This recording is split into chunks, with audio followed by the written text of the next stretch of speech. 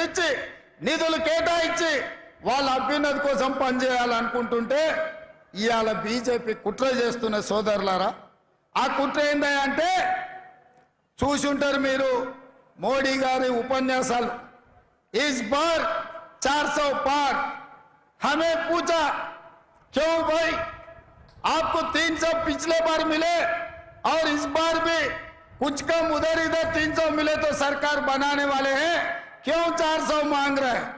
तो भारतीय जनता पार्टी के लोग ये कह रहे हैं कि पार्लियामेंट में 2/3 मेजॉरिटी अगर उन लोगों को मिले तो वो संविधान को बदलने के लिए मौका मिलेगा.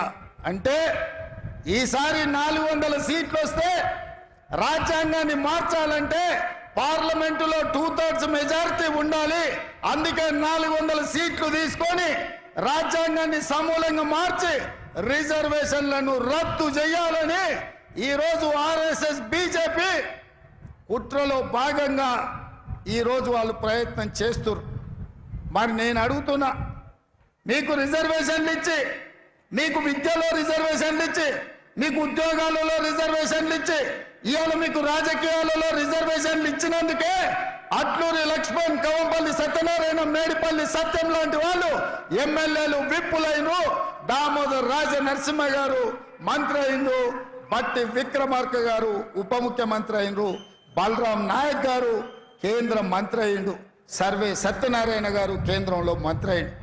ఇవాళ ఉన్న ఫలంగా ఎస్సీ ఎస్టీ రిజర్వేషన్లు రద్దు చేస్తే వీళ్ళందరూ ఎక్కడికి పోవాలి? చదువుకుంటున్న పిల్లలు ఏం చేయాలని నేను అడుగుతున్నా. అందుకే నేనన్నా కుదరదు, మీరు కుట్రలు చేస్తుండ్రు, మీ కుతంత్రాలను తిప్పి కొడతామని వాళ్ళ రహస్య ఎజెండా మీద నేను బహిరంగంగా మాట్లాడిన.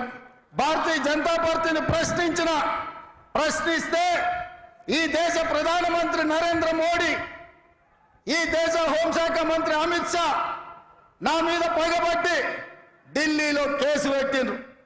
ఎవరయ్యా ఫిర్యాదుదారంటే కేంద్ర హోంశాఖను స్వయంగా పోయి రేవంత్ రెడ్డి బీసీలను, ఎస్సీలను, ఎస్టీలను జాగృతం చేస్తుండు, వాళ్ళ రిజర్వేషన్ల రద్దు మీద ఊరూరు తిరిగి ప్రచారం చేస్తుండు, ఆయనను అర్జెంటుగా అరెస్టు చేయాలని ఢిల్లీలో కేసు పెట్టిరు.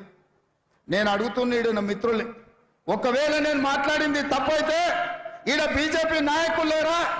ఈడ మీ ఎంపీ ధర్మపురి అరవిందే బీజేపీ కదా, పక్కన బండి సంజయ్ బీజేపీ కదా, ఆ పక్కన కిషన్ రెడ్డి గారు కేంద్ర మంత్రి కదా, తెలంగాణలో ఎందుకో కేసు పెట్టలేదు, ఎందుకో ఫిర్యాదు చేయలేదంటే ఈడీ, ఇన్కమ్ ట్యాక్స్, సిబిఐ కాదు, ఈ రోజు ఢిల్లీ పోలీసులను కూడా ఉపయోగించి మనల్ని భయపెట్టాలని చూస్తున్నారు. నేను అడుగుతున్న మిత్రులారా, ఈడ చాలా మంది యువకులు 10 ఏళ్ళు చంద్రశేఖరరావు చేసింది ఇదే కదా. మన కార్యకర్తల ఆస్తులు ధ్వంసం చేసిండు, అక్రమ కేసులు పెట్టిండు, హత్యలు చేయించిండు. అయినా కార్యకర్తలు ఎవరు చంద్రశేఖరరావుకు లొంగలేదు, తిరగబడి చంద్రశేఖరరావును బొందబెట్టిరు. మొన్న జరిగిన డిసెంబర్ ఎన్నికల్లో కేసులకు భయపడతామా సోదరులారా? మీ సోదరుడు మీ రేవంత్ అన్న కేసులకు భయపడతాడా? చంద్రశేఖరరావు చెర్లపల్లి జైలుకు తోలితే భయపడ్డామా? చెంచల్గూడ జైల్లో బంధిస్తే భయపడ్డామా? తిరగబడి కొట్లాడినాం, కేసులు పెట్టినోని ఇవాళ పండబెట్టినాం, గోతి తీసి పాతి పెట్టినాం. నేను అదే మాట చెప్పదలుచుకున్న బీజేపీ నాయకులకు, మీరు ఢిల్లీలో పోలీసులు ఉండొచ్చు, ఈడీ ఉండొచ్చు, ఇన్కమ్ ట్యాక్స్ ఉండొచ్చు, సిబిఐ ఉండొచ్చు, మీ దగ్గర, నా దగ్గర 4 కోట్ల తెలంగాణ ప్రజలను, 50 లక్షల తెలంగాణ యువకులు ఉన్నారు. ఈ 50 లక్షల తెలంగాణ యువకులతోనే తెలంగాణకు పట్టిన దరిద్రం, చీడను, పీడను చంద్రశేఖరరావును వదిలించినాం. మా వాళ్ళ దెబ్బకు చంద్రశేఖరరావు నడుము ఇరిగి బోర్ల బొక్కలు వాడి, బొక్కలు ఇరిగి బోర్ల పడ్డాడు. మరి ఇవాళ గుజరాత్ నుంచి వాళ్ళిద్దరు కూడా బయలుదేరి నిన్నటికి నిన్న మోడీ గారు వచ్చారు.